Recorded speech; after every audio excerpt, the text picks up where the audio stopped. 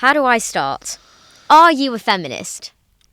Define what a feminist is for me. You define No. feminism. So that was my next question. I'm not getting myself How cancelled. would you define feminism? I'm not getting cancelled. You define it for me. No, this isn't a cancel culture podcast. You know, this is an open conversation. We all have I'm just issues saying. podcast.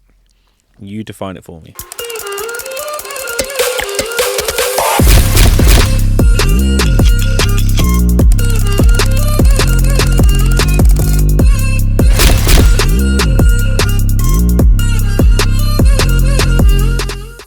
Hello and welcome to Unapologetic. Today I'm here with Priyesh, and on today's episode we'll be asking all the right questions and get into the topic of men and masculinity, which is what men and women have debated for centuries. And it's not just about masculinity on its own, but also its relation to femininity and the crisis we all seem to be under in understanding our own natural tendencies and everything. So before we get into it, why don't you tell me who you are and what you're up to at the minute? Who I am? Yeah. My name is Priyesh, as you already know. Mm-hmm. What am I up to at the minute? I am a life coach. I am a podcaster. You've featured on the podcast. Yes, I have. Podcast is called the Unfltered Podcast. What else am I doing? I'm currently working in finance right now. Okay. I'm a chartered accountant. But And how's that going? I've been doing it for like 5-6 years. Okay. So, yeah. So you're on your journey of balancing the working world with your actual passions and stuff. Yeah. Got a nice little balance at the moment, but I'm a fulfillment coach. So the plan for me right now is to work towards being more fulfilled in life. So let's just see what happens in the next few months. Yeah, to becoming more fulfilled. Yep. Why do you have that in your mind, like to want to become more fulfilled? Like, is it something innate or something you've like pushed? It's a realization I picked up on when I went through my whole coaching journey, that everything I was doing in life was just to meet a standard. Yeah. Just to meet the status quo. And I think after a while I realized everything I was doing wasn't really filling me with like true happiness. Yeah. And once I saw the possibility of what life could look like if I prioritized myself first and allowed myself to work on my self-worth and all like those negative belief systems and start rewiring that, it changed the game for me completely. And so I then made it my somewhat purpose to like do that for others. Yeah. And hence why we've got the podcast, which does it on that platform, and then coaching as well helps on another avenue. So yeah, I think it's really nice that you went through that transition to want to be someone who's fulfilled and then want to put that in others. But I do actually want to ask that in relation to your masculinity. Here we go. Yeah, here we go. So did that have an impact? Is that a really hard question? It's not a hard question to say. It's more of a case of like, I feel when you grow up unaware to what's possible in life, you possibly can get caught in a trap where you just do things that your dad would have done or father figures would have done or what the men in your family would have done. Yeah. And you just want to be a provider, you want to be a supporter, etc., etc. So you go about your life that way. You start relationships that way, and then it all can just spiral out quite badly if you start seeing the light in a different angle. So yeah. Yeah, that's true. So do you think the way you were raised has like affected your perception of what it meant to be a man? I'm going to say yes and no. Yes, to the degree where I think generally I feel men are biologically built in a way where we are trained to be a provider, a supporter. Yeah. If we go back to like say cavemen days, etc., and all of that nonsense.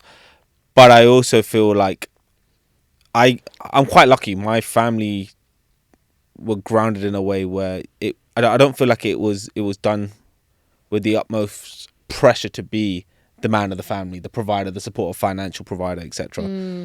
It was a lot of flexibility to like, you kind of can do what you want, but I feel like I was steered slightly to not do what I would arguably say was like my passion at the time when I was Yeah. at school. Yeah. And so it is a bit of both. I think culture plays a big part, but at the same time it's kind of what you see, and then what you see is what your parents and what your family would have seen growing up. Yeah, And so it's like just a social and cultural influence. Yeah. Like in just being what you're maybe expected to do versus what you want to do. Yeah, and when I changed that out completely, it had a little bit of like backlash and stuff, but yeah, it is what it is. It's really weird because it's like when you're socially conditioned to be one way, but then you have something inside of you that's pushing yourself to be another way. It's a really hard balance. Yeah. But my next question is, what is it to be a man? Like, if somebody said that to you, like, what would that mean genuinely? Because I don't know. I don't know. Like I think when I try to think about it, what is it to be a man? Yeah. Aren't we living in an equal world right now? So no. For fuck's sake. What is it to like be a man? I think part of me still feels that I would like to be a somewhat provider. Okay. In the near future. Yeah. Somewhat of a role model, a leader, but I feel like the definition has changed from what it possibly was 10, 15 years ago. So what was it 10, 15 years ago? Oh, yeah, to just be, again, like I've said, the man of the house, to be the one where I shouldn't say you ran your family a certain way, but like it is you had like control, that, you had ownership, you had assertive power and stuff like that, and it was like you were just the man of the house. It's weird, and I feel like right now that's not necessarily the case anymore, especially with the way the world's moving, and we see how roles have changed within the household. You've got women killing it, and then you've got guys who have taken that step back to allow their partners to have space. To do things that they really want to do. Yeah. All of that. That's interesting. Okay, so the next question I actually have, so we've sort of understood what it means to be a man socially, maybe culturally, in like an Indian household. Yeah.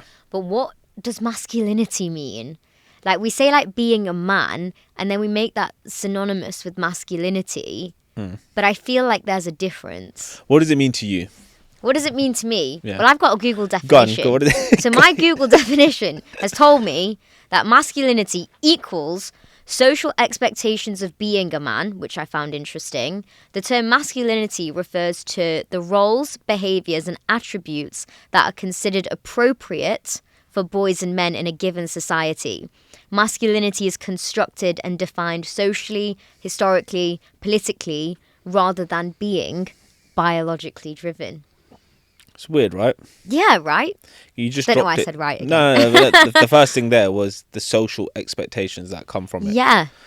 That's changed. And, I suppose it got worse and worse and worse over a period of time. And maybe now we're seeing it in a different light where it's getting better. But I feel like the things that you said right there, I think the society expectations have only worsened whilst I was growing up.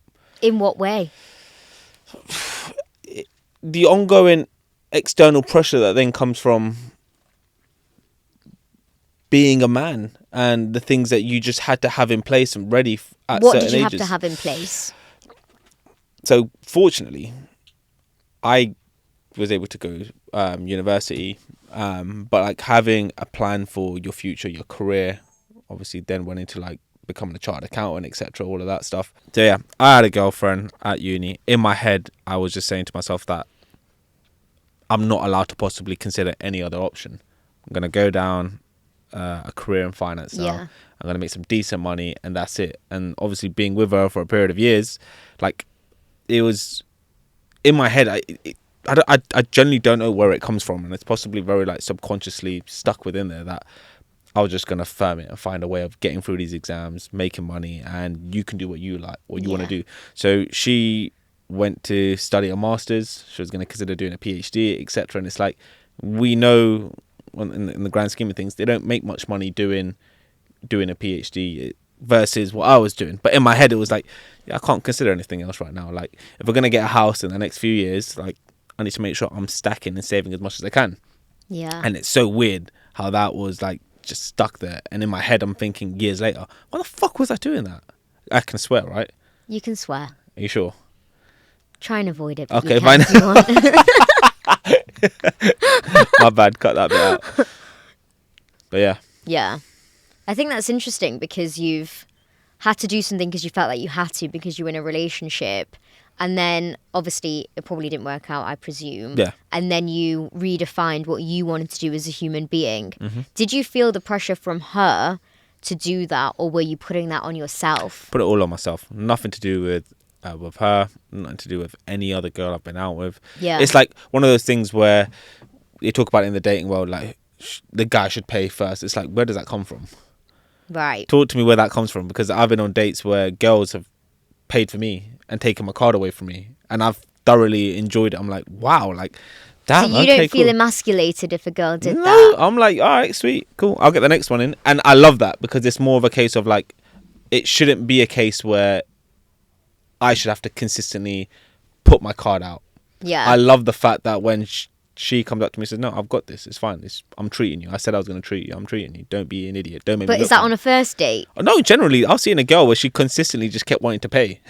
It's so bad. So do you feel like, that's a masculine trait? What, from her? Just in general, like paying for things? I don't think it should be defined as a masculine trait, but it probably comes across that way, yeah. Yeah, because if masculinity is socially constructed, then that means like that whole philosophical concept of like us being masculine and feminine, like it doesn't even exist. So there's nothing innate inside of you that is saying I should be like this because I am a woman. Yeah. There's actually nothing there. It's all to do with the way you're raised. Yep. But then other people might argue that it's inside of you. But I don't know if that's the case. I feel like sometimes that, like, depending on your surroundings, you may not have been raised in a certain way. Yeah. I.e., let's say, for instance, you've been brought up in a household where you've got a single parent. Yeah. You may not be able to see some of those traits. You may have to just pick them up based on like family surroundings, etc. Or when you're in school and you see what your school friends are doing, or when you're at uni, what everyone else is doing, it's like, oh shit, maybe I need to start doing that a little bit more, and it changes the game for you. So I agree with you in some degree that it's not necessarily always up here. Yeah. It could be something you pick up and then think, oh shit, I need That's to be how doing I that. should be. Yeah, to be a man, this is what I need to be doing right now. Yeah, like I'm kind of confused because there's this huge debate at the moment between the two. And it's like, it's as if you should be in that energy. Yeah. But is it an energy if it's just socially constructed? No. It's not, no. But I do feel, though, like, to counter that, people should do what feels right for them. But how do you know what feels right? You get a feeling you know what's right for you personally. Like, Yeah. I don't, when I go on dates, when I volunteer to pay, I don't have the mindset, the expectation that she's going to offer to pay as well. Like, for me, I want you to go out. I want you to go for this dinner or a few drinks, etc. So by all means, whether you came or not, if I went with my friends, I was still going to pay regardless. So Yeah. you got to have that mindset in it. Whereas if you don't feel comfortable and you feel like, well, this should be a 50-50 thing, cool, run with it. And what then tends to happen, I know we're talking about dating and we shouldn't, is when it gets a little bit controversial. Why should I pay for, etc. I'm the girl, like, you're taking me out, etc. And it gets all like political and stuff. So But I've got opinions on this Go on. that differ to yours. Go on. So my standpoint is that women go through a lot in their lives and they're consistently, I feel like, battered at every angle. Yeah. And I think the one area that they could be treated in a polite and chivalrous way is to be taken care of. Yeah. You know, voluntarily, not Yeah. because men have to. Possibly financially when they go on dates, and then in general within a relationship. So I know this is like maybe the wrong thing to say, but I feel like the relationship should be like 60-40 in some areas from the man to the woman, like in certain aspects, like going out and like, you know, things that you can do for the woman. But then 60-40 the opposite way, where the woman might take care of the men in a different sort of area and way, because women do a lot emotionally for men too. Yeah. So it's like, this whole 50-50 stuff doesn't sit right with me because I don't believe in like equality in our type of social context. Because if you're in your own bubble on a land where there's nobody else around, maybe you could be 50-50 in that. But we live in our social world where women are consistently discriminated against. So how can they now give 50% when they're not receiving 50% from the outside world? I hear you. And I feel like the angle you're coming in at, possibly then in different circumstances, can you still have that same angle? So I'll give you an example. Let's say, Give it to me. Let's say we go on a date, right? Okay. You're earning 6 figures. Yeah. I'm doing something I really love, right?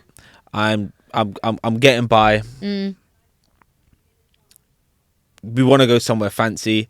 You already know it's going to be a strain on me regardless, based on my circumstances, what I've got to do at home, everything I've got to provide for, etc. All of that nonsense and palaver.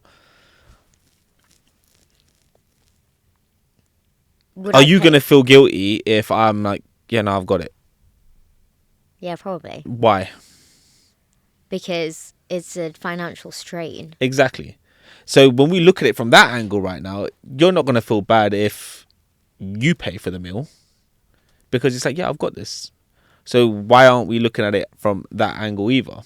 But then would you go on a date with someone who's not earning so much? Well, and that's a topic for another day. I'm just saying. Well, the thing is, theoretically, if I was earning loads of money, then I would naturally probably be in more of a masculine space. Like, let's say I was earning it in the corporate world. The corporate world's very masculine. I would be, let's say the energy exists, I would be in the masculine energy of it. Because I notice when I'm at work, I'm quite, like, action pointy, less fluid. So then it depends whether your energy is then masculine and then your energy, the guy then is more feminized. But then why is femininity also associated with earning less money as well? Like, that is not real. I feel like all these questions are like irritating me. Like, I don't have an answer. Because there isn't an answer, and it all depends on, like, in this context, who you're speaking to, who, like, what your circle is, all of these other things that you allow to consume you. Me personally, I don't. It doesn't faze me. Like, I've been brought up to, like, always treat people, not women, people. So if I'm going out with my friends, I'll treat them. If I'm going out on a date, I'd love to pay. But at the same time, like, I'm not going to, like, just make a scene because I can't pay. You know, if someone wants to take me out, great, cool, sweet, I'll get the next one. And that's the way my mind's always operated. And it depends on who you're speaking to. There are some guys I know who are like, nah, I've got this, I'm always paying regardless, when they go on dates. So that's probably got more to do with their ego than them wanting to... It might just be something that's been instilled within them. Yeah, like, this is just what I do. There's also a case of, like, let's say we take it completely out of context right now, where you've got a guy who's always willing to pay for a date. The reason why is because he's been brought up by a single parent, a mum, and he's had to watch her go through life a certain way, and he never wants to put a woman through whatever his mum's gone through. Yeah. So naturally, it's not his ego now that's taken over. It's just who he is as a person. Yeah, and what he wants to do. Exactly. So it kind of all depends, and like the context of it, it's you've got to be able to. There's no one set rule. There is no one set rule. It's person to person. I always try and look at the bigger picture, which is quite a nice look at it from an equality point of view. It is person to person. It's not just men, women. Because then what happens is that then you start letting go of groups that are, like, need to be represented as well. It's not just a binary. But I was just wondering, have you noticed a shift in pressure for men to be more masculine? Like, what? I feel like there's been a lot of discussion around this topic. Yeah. So what have you noticed? I would say, growing up, there was a lot of comments in regards to manning up. Yeah. You got to man up right now. Yeah. And it's like, and other controversial terms like boys will be boys, etc. And like stop being a girl, etc., and stop moaning and stuff like that. And it's like, you can't say stuff like that now. Yeah. So I feel like that kind of stuff has changed. Yeah. So that kind of energy has been taken out, albeit people still do it. I feel like it's definitely declined. But if those comments from back in the day are still living rent-free in your head right now, it's still going to cause a problem today. Yeah. Where, albeit no one has to say it, you feel like you have to still man up. Like, what do you mean, man up? Yeah. And that's a problem that we have in today's world. Yeah. Because the minute you see, i.e. a woman succeeding, you're possibly thinking, shit, I need to up my game. And it's like, no, bro, you don't have to do any of this stuff. Yeah, just do what feels right for you. Which is interesting because this is sort of the next topic, which is toxic masculinity. There we go. So we've talked about So we've talked about it in like a general sense. Yeah. But now it's like time to talk about it in a really specific sense. This is the people, and the people that embody toxic masculinity are the ones that are like a threat to society in a negative way. So from what you've told me, you don't seem like the toxic masculine type, but obviously you must have been associated with people who are. And what I've researched, toxic masculinity, this is a definition, but it's come from an academic, a set of attitudes and ways of behaving stereotypically associated with or expected of men regarded as having a negative impact on men in society as a whole. Mm-hmm. So these traits of like hypermasculinity are negative and they're affecting women and men equally. Mm-hmm. What are those traits, do you think? Do you think it kind of links into like, say, like the whole alpha male kind of side of things? Possibly, yeah. If I try to like look at it from a position where like asserting power and trying to overshadow people, that's possibly something that stands out to me like a toxic masculine trait. Yeah. You see it in the workforce, where... Do you see it with your friends? The thing is right now, like I'm very... I don't get affected by this kind of stuff, possibly like I used to. Yeah, so how did you used to then? I think it's difficult because you're looking at a phase where I was at school or at uni and like you just... The mindset was kind of like fight or flight. So you either hid from the nonsense that was coming your way. I was about to swear there again, or you fight your way out of it, kind of. And it's like in school, like we used to have like school fights and organize year sixes versus year four, not year six, year seven versus like year 11s, and just have like a mad little brawl. It was quite funny back in the day. But it's like if you didn't join the cause, you were seen to be like a wuss. And it's like, well,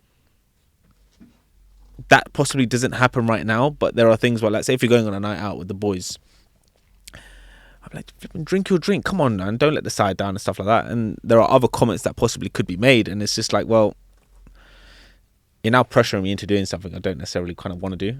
And if you're in a position where, I'm not saying that I'm privileged or anything right now, but the work I've done, I just don't try and allow that to affect me. You can get yourself kind of out of those situations by just not caring and being bothered about it, but it possibly still holds weight. So you have to go through an element of just like being self-assured, comfortable in your masculinity enough not to be affected by someone else's toxic traits. Don't get me wrong, like once I've had quite a few, like it's a different ballgame, like trying to get everyone else to join in with the shots and stuff, but reflecting on it right now in this seat, like I can hands down say, yo, that's possibly quite bad of me. Yeah, to like get possibly into that. Put someone but you to do fall something. into it naturally. Yeah. And it also depends on like the groups you're in. If it's possibly taken in a banterous way, I don't feel like it's as toxic as other situations where you're put in a position and you just have to just run it. Yeah.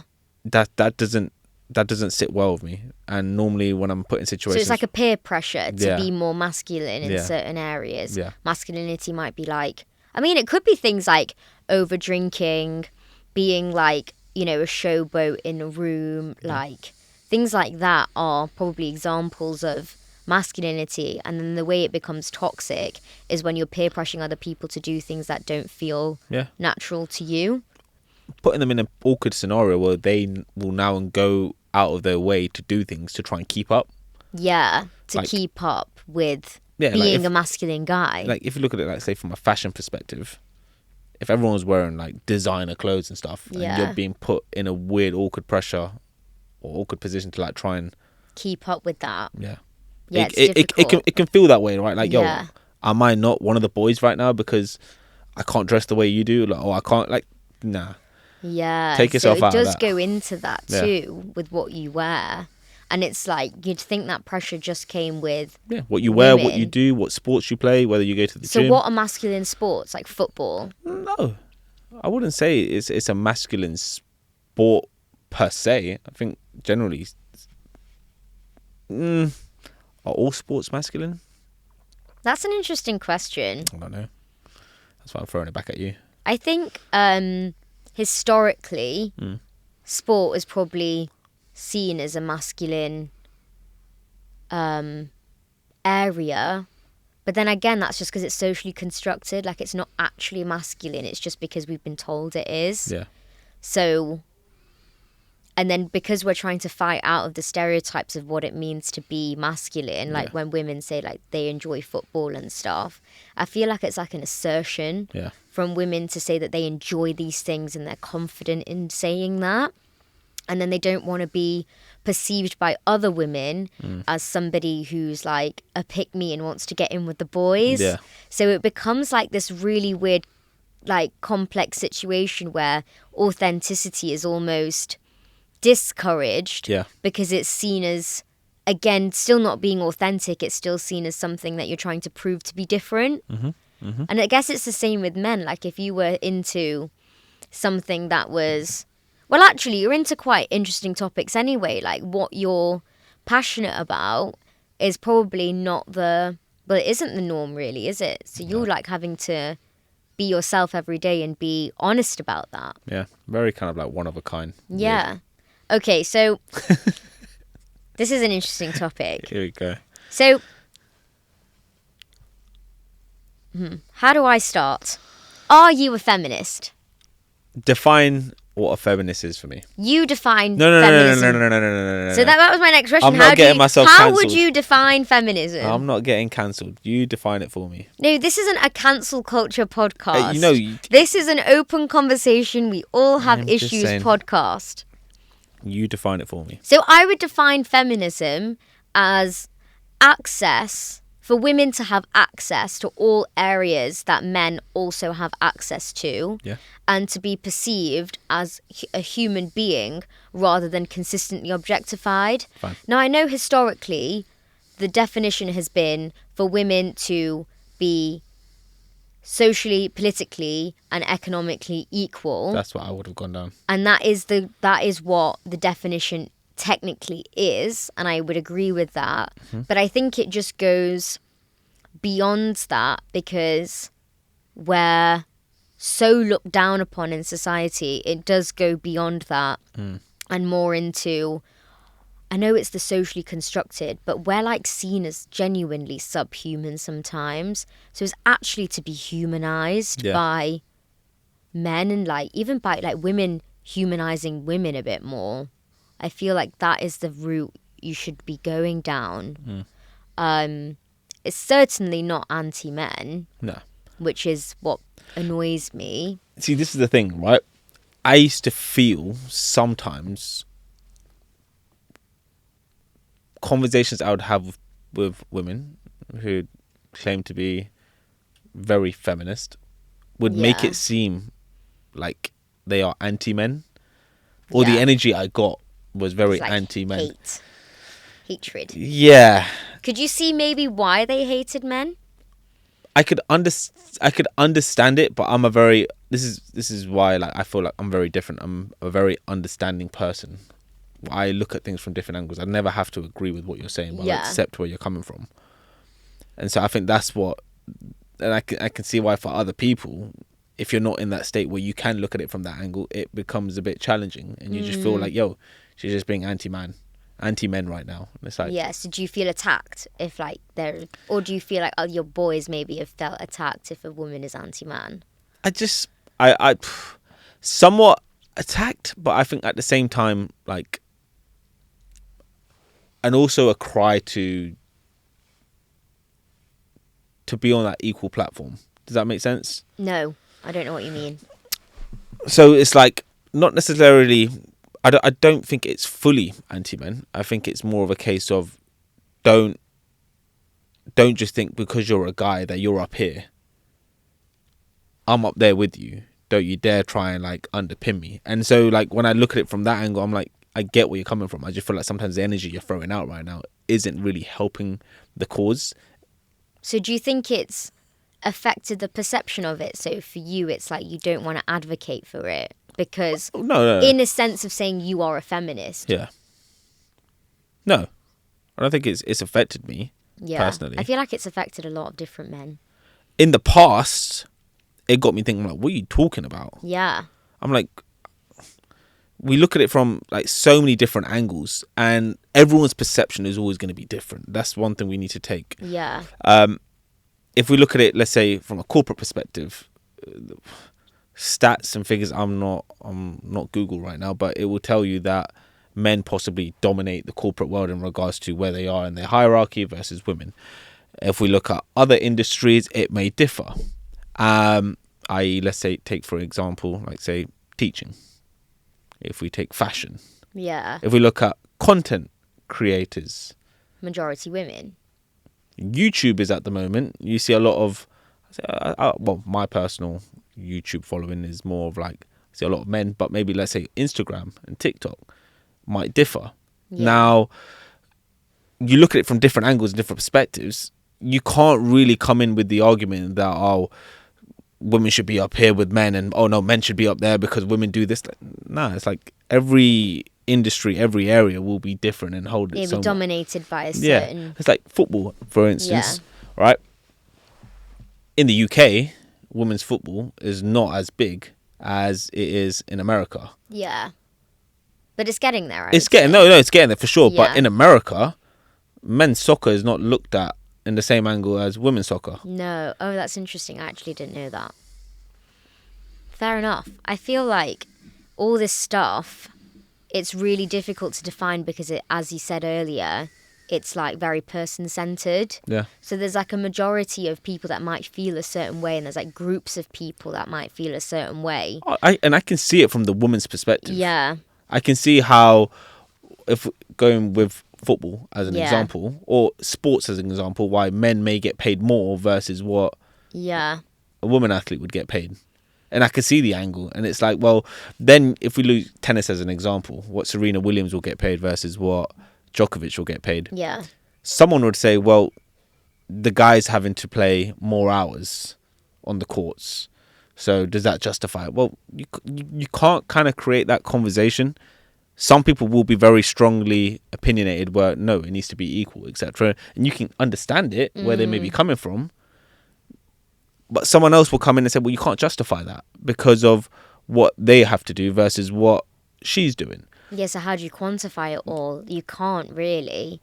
But because it's created on like an inequality like field already, to try and then raise the levels and bars, it's going to be really specific to each person. Mm-hmm. But then the people that are creating that are the ones that are probably the ones discriminating. Of course. So it's almost like you have to have an understanding historically of what things have happened to women, like, and things that have happened in the past that have shaped the present, and then start creating a foundation, a base for it on top. Yeah. But it does start with attitudes towards women and general attitudes towards men as well, because I've always said that men are victims of the patriarchy too. And I think that's slightly controversial because if men are the creators of the patriarchy, how can they be victims of it? But I would say they might be in certain areas because suicide rates in men are so high. There is like this whole thing about how men are not getting they're not economically successful between like 19 to 24, and it's creating this sort of genre of men that are like young and broke and loveless. So there is that genre of men, and they're quite dangerous to society because a young broke male, what does that lead to? A lot of bad stuff. So it's how do we protect men in certain areas? So what would you say like to all that?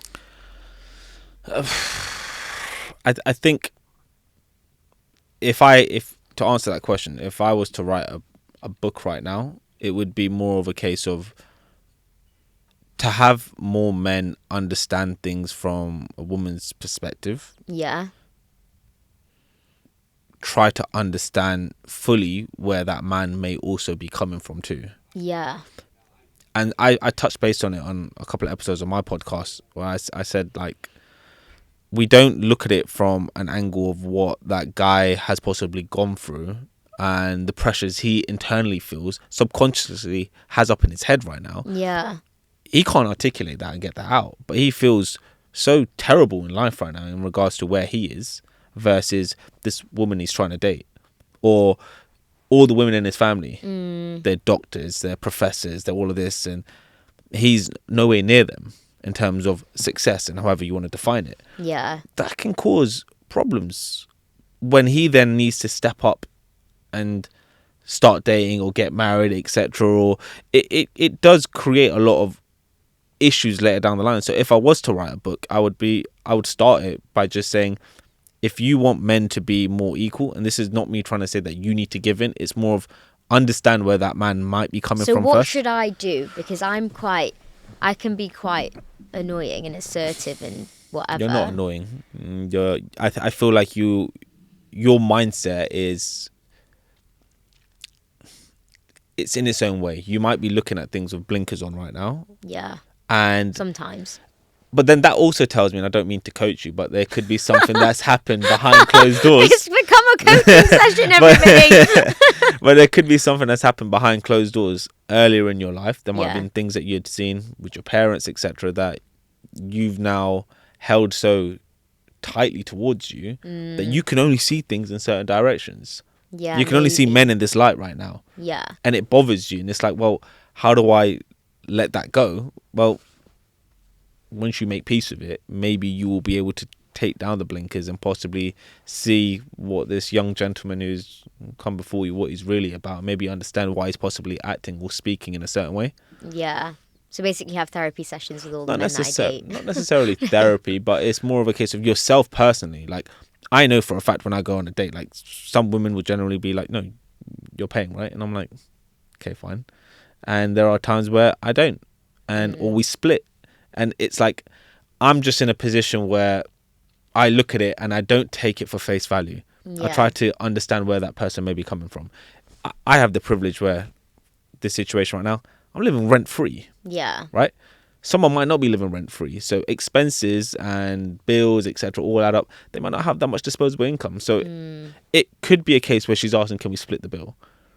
She could be not trying to demand that I pay, but maybe she would want to pay for me as well. Yeah, but so it's she like might not necessarily have those. It out. Yeah, but it's like you can't work that out from the first time you see someone. But being open to why someone might be a certain way is also interesting, rather than coming at it from a very like socially constructed way. Yeah, but I think that's because of what I studied. No, 100%. No, it's, and like I said, like what you've studied, what you've picked up, your life, your journey has got you to where you are right now, and you're asking these questions. Yeah. It seems like you might be curious to want to see, oh shit, well. But I do want to see men's point of view, because I was anti-men for a bit. Yeah. I was at uni, like really young, radical, like so cool. But now I've understood the pressures that men may be under to possibly provide, be economically successful, be like hyper. And I know this is like another term, like, and I know this bit that I'm going to probably go into is a bit, taboo, but it's like this whole idea of men being really hypersexual as well, and needing to be that dominant, assertive power in a romantic relationship. And then when they're trying to court women, I know courting is like a very old school word, but those kinds of areas that now I'm kind of getting to a point where I genuinely want to understand it. And if men are now open to having this conversation with us, then maybe they'll understand our positions a bit better. Because if we're so anti, then they're going to go worse, which is why I think they've ended up being really, and even more so, in this toxic masculine space, because they're like sort of being pushed out and then they feel like they need to grasp onto something, and then it's ending up being a bit more like a radicalized masculinity. Yeah. I actually think that's what's happened. So maybe I should open my mind and like have a think about why that is, and ask genuinely what your position is and like where you've come from. But I think there are a lot of different questions, but kind of diverging from this. Do you think the economy and cost of living crisis has affected men and their masculinity, and then how they now have to operate? So why they have to split the bill and things like that? Oh yeah, for sure.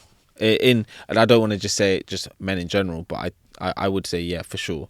If you're now being made redundant, if you're now in a position where things are just stupidly expensive and you can't keep up, again, what does keeping up even mean? But if it's culturally driven, societally, if it's driven within the communities right now, it's a problem. I watched a TikTok or a video where they talked about like maybe it was on the podcast Shits and Gigs. They talked about like paying on a date right now. That weekend, it's cost me at least like 200-300 quid. Yeah, guaranteed. Yeah, Dinner, drinks, the hotel. Yo, that's adding up. Yeah, I'm not making that. What are you talking about? How can I dish that out right now?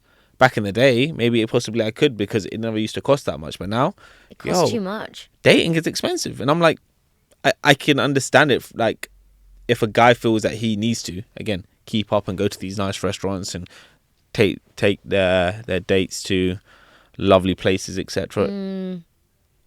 It can be quite like unenjoyable. Yeah, because you're feeling the pressure of having to do it. And if you don't do it and someone else does it, it's like, I've just missed out here. Yeah. So for you, like, in order to do it, you feel like there's that pressure to go and do it. But then when you're sat there, do you feel like you're probably not in your full, like, you're not feeling like your best or your fullest? But this is why I don't normally go anywhere quite fancy on a first date. Where would you go then? Somewhere very, very chilled. So you can then relax and understand that person better. For me personally, I want to understand you. Yeah. And I also feel like I don't want you to have to go out of your way to try and impress me. Yeah. I could casually chill with you somewhere where if you wanted to come cozy and relaxed, come cozy and relaxed. And let me just speak to you, because I've already like got to know you already, but I want to get to know whether or not we actually vibe in person. And if this is going to be a problem, like this setting, it's not going to work out long term. Yeah, because that's you anyway. Yeah, so it's what you both are interested in, but then also relieving yourself of that expectation of it. Because the next time we do go somewhere quite fancy, it's not going to feel like I have to do it. It's going to come from a place where I want to do it. Yeah, see, I wouldn't have seen that perspective before, because I wouldn't know it. I would just think, oh, well, you know, they're not going to do what I want them to do for me, and then that's it. And it's like, if you take a couple of steps back and you actually really deep the purpose of the date, you're just going out right now just to get a bit of attention, fill up your dopamine, etc., or you actually wanted to try and connect with someone. Yeah, and really get to know them. And there's a big difference there. Yeah. And when you're in that place where you just want to connect with someone, you will start to see that those possible different conversations you'll have in that setting, in that scenario. Not saying that you couldn't have that in Mayfair in a nice restaurant. Yeah. But I'm just saying, in a different scenario, it won't change that conversation. Yeah. And versus, it shouldn't, because if it does, then you're not looking for the right things anyway. But then I think this is the difference now, because let's say you mentally have the option to go and do that in a bit, or like you're just genuinely seeing if you're interested. I feel like now we're reaching a level of there is a difference between high value men and low value men. Mm-hmm. So high value men might take all of this into consideration, understand this stuff and try and get to know the woman for who she is. Yeah. But then the low value men are sort of looking for things that aren't even achievable for women either. Yeah. So I know women have high expectations of men, but I don't even think they're that high. I think they're like bare minimum things to really look for. Yeah. And I feel like women are consistently lowering their standards in order to get to just have a partner because we're conditioned to have one. Whereas for men, I feel like they have more choice, and then they can do what they want with the woman because they know she needs to find a man. Mm. And I feel like that is another issue that I think men need to be understanding of and like do a bit of self-reflection. Like, of course, but that the table can also be turned in regards to a guy saying it from their perspective. Yeah. And I feel like that comes more deeply down towards your attachment. Yeah. And getting attached to something where you feel like you kind of just want a partner.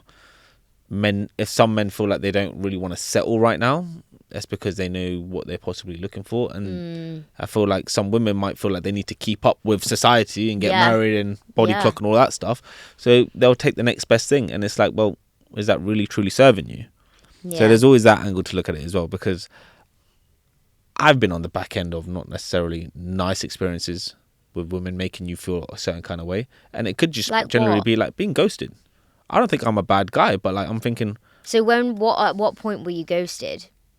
Well, when I first used to jump on dating apps, let's say years ago, you'd match, and I always felt, let me make a little bit of effort, I'm going to just try and get to know you, etc. If a girl just stopped responding, I used to get bothered by it. And then it was only after a while I realised, I was like, yeah, we're both on these apps for a reason. There are plenty of options out here. Yeah. I can't get attached to someone I'm speaking to on a screen. Yeah. If it built into something, great, cool. And then eventually after a while, I detached myself from all people I would speak to. Yeah. And let it build naturally. I think you become desensitized, because obviously I've been on the apps too. And I think at the beginning you get a bit more emotionally involved with people that you match with at the beginning. And then you start becoming really desensitized to matching, because you've done it so many times now that this is just another one. Yeah. And then it's like, you just maybe go on a date for the sake of it. Yeah. And then when you go on them, you're not asking the right questions. It's just another one. Yeah. But the pool is so big that it's like you're not really connecting with that person ever. But they're not connecting with you either, because they've done it a million times. You're always thinking, can I do better? Tomorrow's date might be better. So yeah. And it's in the back of your mind. Let me just tick this one off. Yeah, I've done it. I've seen it. I used to have that attitude before, but I was very open and honest in regards to my intentions, and I feel like people aren't open and honest with their intentions. No, so they're not. They say what their intentions are, but they're not. They don't mean it. They don't mean it. I've had girls say, they are looking for something serious, and then a week later, I just feel like I haven't got the time for this. I'm like, huh? Yeah. I'm like, cool. Before I'd get so bothered. Now it's a case of, all right, fine. But I think that's because you go through it a lot. Yeah. But for every 200 likes, they only get one date. Every 200, whereas for women, I think it's 1 in 10. So does that must affect men's self-esteem? You tell me that now. And now you're thinking about it. You tell me. Yeah, it would affect mine. For every 200 people I'm trying to like, I only get one date, possibly. It's terrible, right? Yeah, it's awful. So I think our generation is going to wean off these apps eventually. Like, I don't think they're going to last. I think, again, it all comes down to the intention. Someone will create an app where intentionally it's driven and it's constructed in a way where it's working towards long-lasting relationships. Yeah. Tinder was once built, and the perception of Tinder was that you just match someone and it was just an open playing field to do whatever you kind of like, right? And so I reckon they possibly will change their ways. Yeah. But they'll probably still hold weight, because it's what people can do right now, right? Yeah. Back in the day, that wasn't an option. Being able to just possibly have the 1 in a millionth of a chance of matching that one girl who you think is a 10 out of 10, stunning, beautiful, and all of a sudden, oh shit, yeah, I'm going to give myself a go. I might have a chance. Yeah. It'll still hold weight, I reckon.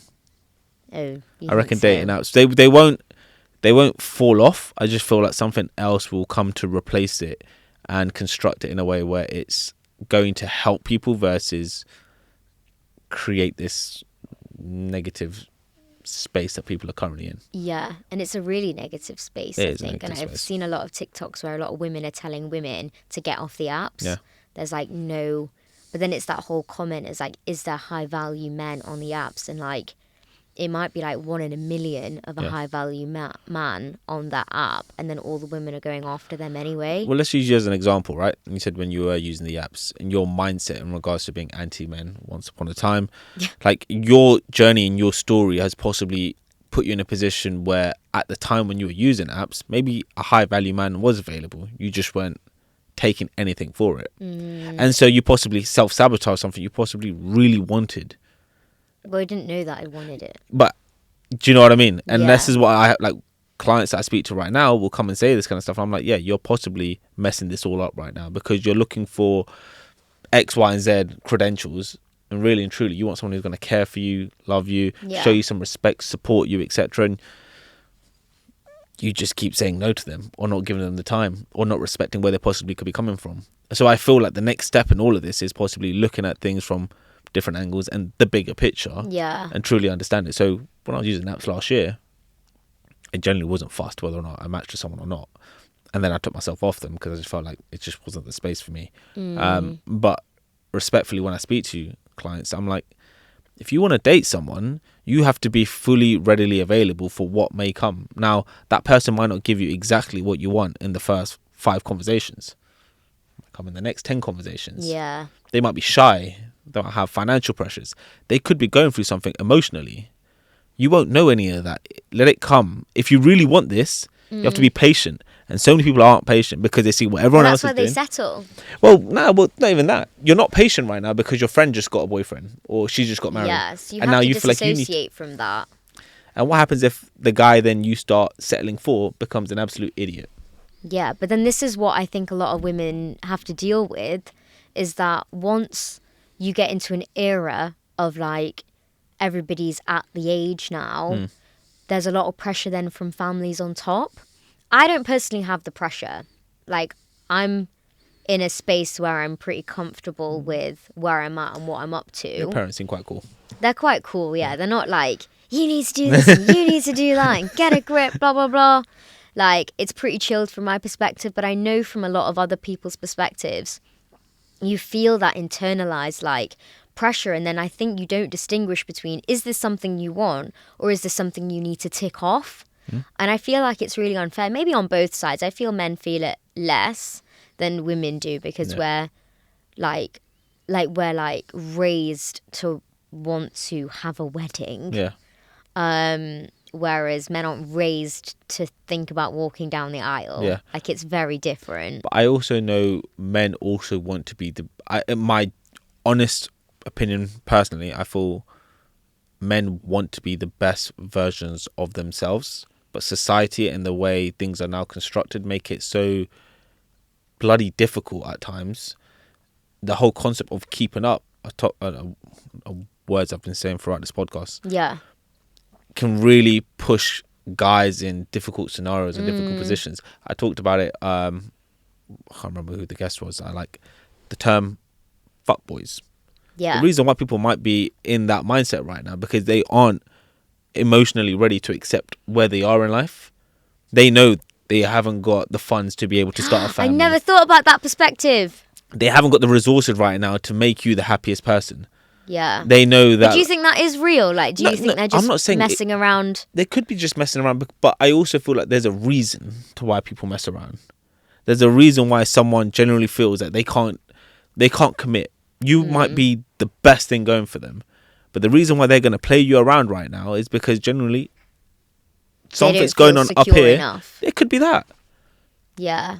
So to all the women out there, if they're being messed around, don't take it personally. Well, again, you're going to take it personally, right? If you're looking try not to, though. You shouldn't entertain something where you feel like it is just going to be a messing around scene. Yeah. But also be aware of the fact that if you are going to, because you feel there's a genuine connection here, be understanding that there could be a reason to why he's doing that, and see if you can get him to open up. It's like, well, when I speak to women, like generally, like I'll get someone put on the front, and it's like, I know that's not really you. So whenever you're ready and feel comfortable, let's have a chat. And we'll chat, and then you'll realise that they're a softie or they've been hurt and they're trying to just show the world that they're up here right now, and it's like, love is fine. Yeah. Like, you don't need to do any of that for me. So you got to give someone a chance, maybe a bit of space to see if they show you who they are. Yep. And then if they are still consistently doing things that are going to affect you as a result of them not being self-aware enough, then you've got to cut that cord. Yeah. And this is where like the whole attachment thing comes in. Yeah. If you get attached, you're just going to allow yourself to fall into a trap. And then you're going to call him an F-boy because of what he's then gone and done, but you allowed yourself to get attached. Yeah, as well. Yeah. But then it's that push and pull thing, isn't it? So that they give you a bit, you're interested in what they're giving you, and then when they pull back, you're interested in the adrenaline when they push back in again. Yep. So it's like, I think there was this study where they tested it on rats, and it was every time they like gave one rat loads and loads of food, or like mouse or whatever, and then they knew that it was coming, so then they would just not be so bothered if it came in. There was one rat or mouse that they would give food to them in intervals, so they would never know when it was coming. So then they were really eager whenever it came in. It's that dopamine. Yeah, and I think that is genuinely the same for women in relationships with F-boys, is because you're gagging for what they're going to give you whenever it does, because it's the adrenaline. It's like that. I know guys right now who are, in your words just right there, are gagging for that response. Oh my gosh, she's messaging me back. I need to message her back. And she's like, I was like, bro, she's taking a whole week to respond back to you. She's not interested, love. Relax. And he's like, no, I've got it. If I don't, then it's like... Yeah, it's like you get addicted to that toxicity. And I think that's a product of the dating apps sometimes, and this concept of speaking to somebody, where in reality, like, what happened to just normally dating? Well, it's funny. You'd go, maybe it's a bit before your time, but when you'd go to a bar and you'd speak to someone, if they said no, you just moved on. It didn't ruin your whole night and the rest of your life or the next few months. It was just, okay, it's a polite rejection or a rude rejection, but all right, do one, and then you moved on. Now, I'm not sure whether you moved to guys or whether guys moved to you, but do you reckon if a guy moved to you and you said no, and then he went on to go speak to someone else, he's just getting on with it, right? Like, literally there's no care. Yeah, right now we care so much because all of the noise and all of that stuff. Yeah, we're like told it's like validation. But then I feel like there is now this thing where guys might come up, well, guys don't really come up to you as much anymore because we're all used to the apps. But let's say they do. The ones that come up to you are the ones that might be a bit too persistent. So then they don't understand the balance between being persistent, which can be attractive, or being too persistent to the point where it's harassment. So I feel like men need coaching on how to go up to women and talk to them politely, know when to say, know when to give up, but also know when to maybe push it a bit when they can like feel an energy coming back. I also would say, like, it'd be, from a guy's perspective, going into that, it'd be great to know, it'd be nice for a woman to let you down easy, where it didn't crush your confidence that you've just built. But that's life. You can't do anything about that. But in the ideal world, if we want to coach men to be a bit more understanding, I feel like that's important. It would be good to have it the other way around as well, so that it's a case of, right, you're not interested in him, don't just make him feel like an absolute muppet right now. Like, don't hurt him. Like, find a way of letting him know it's not him, you're just not ready. But then is that a lie? Because maybe it is him. No, but if it is him, say it in a way where he's not going to like feel traumatized by it, because what you're then going to do is that you're going to possibly, unintentionally, you might put him in a position where he then tries to persist with the next person he sees. And every rejection he gets, what then happens when his mental health goes to a place where it's like, I'm just never going to be good enough, and then it goes down a completely different tangent. Yeah, and then that person goes down a completely different angle. And so, again, this is all hypothetical, and it's like, these things don't play out in life right now. But it would be nice in an ideal world for people to be more equipped with, I say, more the softer skills. Yeah, and just being emotionally sensitive. But it's what we said before, you become desensitized on the apps. Because I ghost people because I'm like, well, how can I keep letting everybody down and just saying, like, I'm sorry, I'm not interested anymore? Like, I feel like the nature of the apps is you either click or you don't. And when you don't click, you leave it. But if you're not interested, what's the harm in you just telling that person that the vibe's not there for me anymore? I'm sorry. You seem like... Because you might have only exchanged 4 texts. But you don't know them. And the reason why you might say it from that angle right now is that you feel like, do I even know them anything? So I don't have to tell him. Like, you don't know. But if he's made an effort to like message you, and he sent you like a little paragraph or something, and you're like, oh, I'm just really not feeling it. I like that guy's gonna be broken. He's not gonna be broken. But that's your opinion of it, though. If he genuinely is broken every single time, and he's matched you, and he says, "Oh, this Ria, I've seen her on her podcast. She seems like she's a great laugh." Damn. It can hurt. But I know, but then you get it back too. Like, of course you get it back too, but whatever happens to you doesn't mean that you need to throw that onto other people. Just because you got ghosted by the guy that you were really interested in means that you then can now go somewhere. This is the pattern that happens. But this is the pattern with the volume of people on apps. Yeah. No, but so I feel like there's no right answer with it. No, but the approach I would take, and this approach I took, was if someone ghosted me, all right, safe, like, cool. I don't match them because I'm like, all right, I don't need to keep you in your little list of people that fine. Yeah. But moving forward from it, it's nothing on me. That doesn't mean the next person I speak to, I should be very, like, in my own space and allow them to make the first move. If I want to make the first move, I'll make the first move. Yeah. I don't have to I wouldn't have to change my approach to it just based on the fact of what this last girl did. Do you know what I mean? Yeah, don't let your past experiences try to affect your reality. In my world, in an ideal world, you wouldn't do that. In my world, I would love it for a girl, if she matches me or if she sees me, she starts the conversation. Now, that doesn't necessarily have to be the case. I've had this conversation with a number of friends of mine who have said, no, pretty, it doesn't work like that. I'm like, no, I'm just thinking it's nonsense, because, like, if you've gone out of your way to like me, like, why do I then, what if I don't like you? Why should I start the conversation? What if I don't know anything about you? If I match with a guy and then they don't text me first, I get offended because I'm like, well, I've now put myself out on a limb here. I don't tend to, like, so what about when the guy does that, though? And he matches you? Sometimes I message. First? Yeah. This then becomes a lot more complicated, because it's then, what's the message? Hey, how are you? And how... And it's so boring. And if a guy does that to you? I'm fine, thanks. How are you? It's so, like, there's so much pressure behind it, because, like, I've been in situations where I've said, hey, hi, how are you? Or I like your smile, or the prompts, and I try and read something and try and make somewhat of a conversation, right? Help, blah, blah, blah. But then that conversation could just die very quickly. Then it's a case of, like, yeah, it can. Does that mean that the next person I match, what if she's meant to be the one, and I don't put in the same effort right now? So you just should. But I match with people a lot less these days, because it makes it easier. Because then if I know I match them, I actually think they're, like, a decent person for me, or I could see something. You still won't I used to just that. match for the sake of it. Yeah, but you won't know that until you actually get to know them. I know, but you have to. I think sometimes then you have to trust a gut feeling. Yeah, you give me vibes that you're very confident. Thank you very much. Very outspoken. It's always unapologetic. Yes. The type of guy you might want in your life might not have the same energy you put out initially. It might have that later down the line. He might be a bit more reserved, but he's respectful and he understands where you're coming from. He agrees with where your head's at, etc. Yeah. You match that person, he may not give you that energy. You won't see that. But then I get to my masculine space and I don't like that. So I rather then come back a bit. But then it's being honest and having that conversation to try and find your feminine space and then allow him to then take the lead.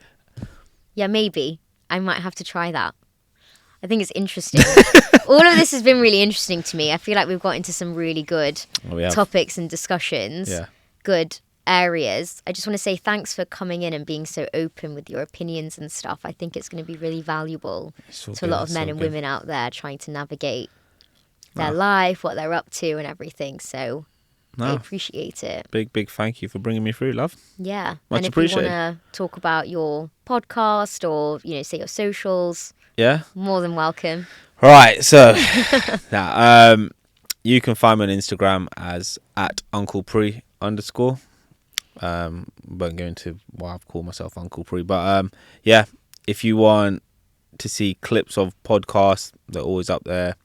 The YouTube channel, the podcast is called the Unfltered Podcast, spelt without an I, because it's not about me. It's about anyway. Those are just the general places where you can find me. Really, jump in my DMs, ask me anything. If you find anything from this podcast that you think is quite interesting, or you want to grill me, by all means, I'm all here for it, because I'm always willing to learn different perspectives and. Love it. Well, thank you very much. All good. Thank you for having me.